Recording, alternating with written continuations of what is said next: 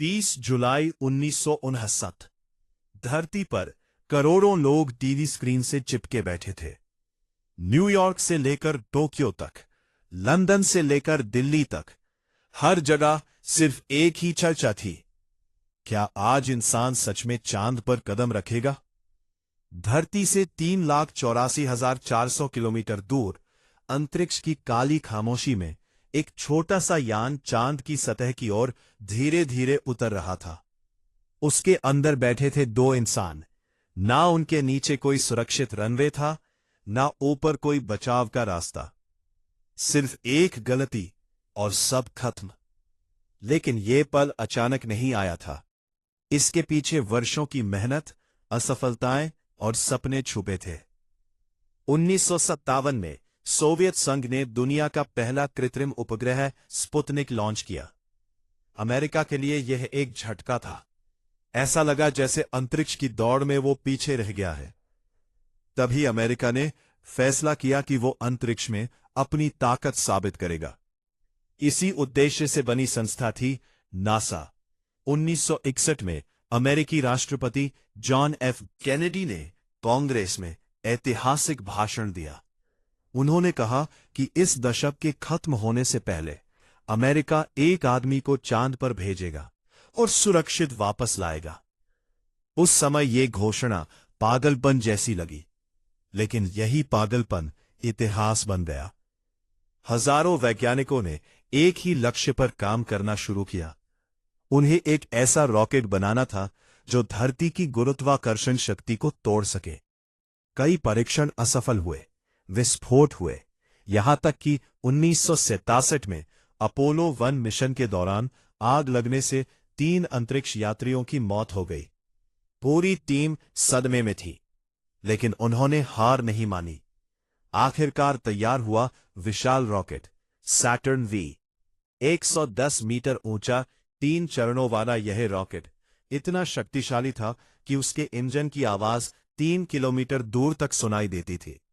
16 जुलाई 1959 सुबह का समय। लॉन्च पैड पर बैठे थे 3 अंतरिक्ष यात्री, नील आर्मस्ट्रॉन्ग, बज एल्ड्रिन और माइकल कॉलिंस। उल्टी गिनती शुरू हुई। 10, 9, 8। जैसे ही 0 हुआ, आग का विशाल गोला फूटा और सैटर्न वी आसमान की ओर उठ गया। जमीन कांप उठी। लाखों लोग तालियां बजा रहे थे, लेकिन असली परीक्षा अभी बाकी थी। 3 दिन तक यान अंतरिक्ष में यात्रा करता रहा। अंदर की जगह बहुत छोटी थी। हर बटन, हर उपकरण की लगातार जांच हो रही थी। अंतरिक्ष में कोई गलती सुधारने का दूसरा मौका नहीं होता। 19 जुलाई को यान चांद की कक्षा में पहुंचा। अब समय था सबसे खतरनाक चरण का, लैंडिंग। आर्मस्ट्रॉन्ग और एल्ड्रिन ईगल नाम के लूनर मॉड्यूल में सवार होकर अलग हुए। माइकल कॉलिंस अकेले कमांड मॉड्यूल में चांद की परिक्रमा करते रहे। ईगल धीरे धीरे नीचे उतर रहा था। अचानक कंप्यूटर में 1200, 1202 और 1201 अलार्म बजने लगे। कंट्रोल रूम में सन्नाटा छा गया। अगर कंप्यूटर फेल हो जाता तो मिशन खत्म। लेकिन इंजीनियरों ने तुरंत फैसला लिया, ये ओवरलोड है, लेकिन सिस्टम चल रहा है। Go for landing.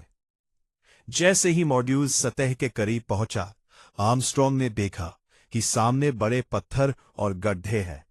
अगर वही उतरते तो मॉड्यूल पलट सकता था। उन्होंने मैनुअल कंट्रोल अपने हाथ में ले लिया। ईंधन तेजी से खत्म हो रहा था।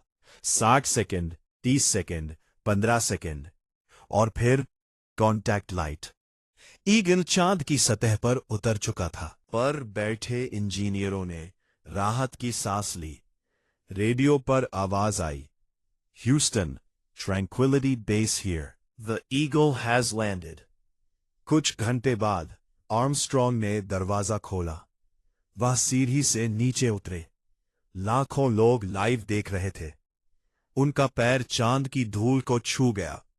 उन्होंने कहा, यह एक इंसान का छोटा कदम है, लेकिन मानवता की एक विशाल छलांग। थोड़ी देर बाद एल्ड्रिन भी उतर आए। उन्होंने चांद को मैग्निफिसेंट डेसोलेशन यानी शानदार वीरानी कहा। उन्होंने झंडा लगाया, तस्वीरें ली, प्रयोग किए, पत्थरों के नमूने इकट्ठा किए। चांद पर आसमान पूरी तरह काला था। दूर नीली धरती चमक रही थी, जैसे अंधेरे में टंगी कोई कीमती मोती। लगभग 2.5 घंटे बाद वे वापस मॉड्यूल में लौटे। फिर ईगल का ऊपरी हिस्सा चांद से उड़ा और कमांड मॉड्यूल से जा मिला। तीनों अंतरिक्ष यात्री धरती की ओर लौट चले।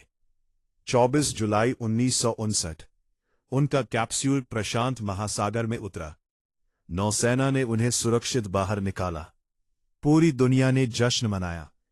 इंसान ने पहली बार किसी दूसरी दुनिया पर कदम रखा था। लेकिन कहानी यहां खत्म नहीं होती। कुछ लोगों ने कहा, यह सब स्टूडियो में शूट किया गया था।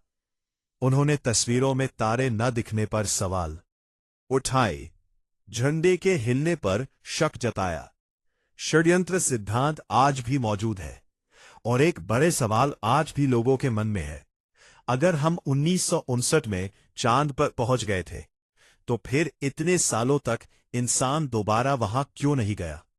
क्या वजह सिर्फ पैसा था, या अंतरिक्ष में कोई ऐसा खतरा है जिससे हम नहीं जानते? शायद जवाब अभी भी चांद की धूल में छुपा है, और हो सकता है आने वाले मिशन फिर से इतिहास लिखे, क्योंकि अंतरिक्ष की कहानी कभी खत्म नहीं होती। ये तो बस शुरुआत थी।